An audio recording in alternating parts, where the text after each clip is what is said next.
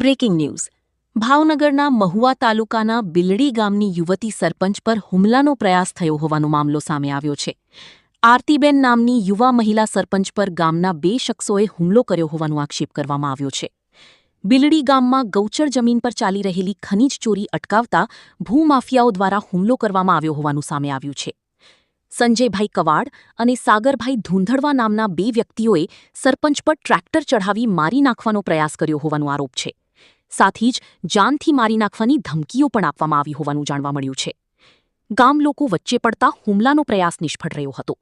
ગામજનોએ બચાવ કરતા બંને આરોપીઓએ ખનીજ વિભાગને જાણ કરશો તો જાનથી મારી નાખીશું તેવી ધમકી આપી હોવાનું પણ કહેવાઈ રહ્યું છે।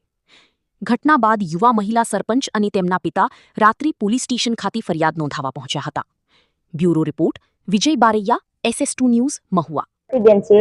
બિલડી ગામની હું યુવા સરપંચ છું, મહુવા તાલુકાના ભાજપ મહામંત્રી છું। મેં જે ગામમાં ગેરકાયદેસર કામ ચંદુભાઈ તથા સુરેશભાઈ ને સાગરભાઈ તે ત્રણે જે ગેરકાયદેસર જીસીબી ગૌશાળામાં હકાતા હતા તે મેં સરપંચ તરીકે રોકવાની કોશિશ કરી। તેને મને ધમકી આપી કે જો તું આ ખનીજ વાળાને કહીશ તો હું તને જાનથી માર નાખી અને મારા ઘરે આવ્યા અને મને ધમકી આપી કે તને તારા પપ્પાને ગમે ત્યારે હું તને મારી નાખીશ તેવી ધમકી આપીને મને ટ્રેક્ટર ચડાવવાની કોશિશ કરીને અમે અહીંયા પોલીસ સ્ટેશને આવ્યા છીએ અને અરજી લખાવી છે।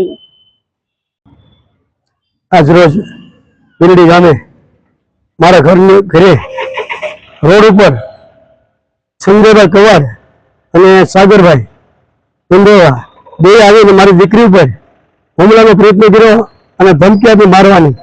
તો જો તું ગૌશાળાની માટી કોઈને કહે તો તને જાનથી મારી નાખીશ કે અને મારી બેબલીને મન ફાવીને મતમાન કર્યું। જે અશબ્દો ખરાબ બોલ્યા છે તો દીકરીને હાથ પકડીને એમ કીધું કે તમે જે થાય ત્યારે કરી લે, બરાબર, હું ત્યાંથી જતો રહી કે અને સાહેબ ખુલ્લે આમ એ લોકો માટીની ચોરી કરે છે, ગૌશાળાની માટી છે ખોદે છે અને એ મારી પાસે કેમેરા છે એ સાહેબ જોડે લેવું હતું તારે, બરાબર। આ રીતે સાહેબ હેરાન કરે છે, સરપંચે ધમકી આપી છે અને ત્યાં શબ્દ સાહેબ મારી દીકરીને મન ફાવે એમ વર્તમાન સાહેબ કર્યું છે અને મારી દીકરી બિલડી સરપંચ છે અને મહુવા તાલુકાના સંગઠન મહામંત્રી છે।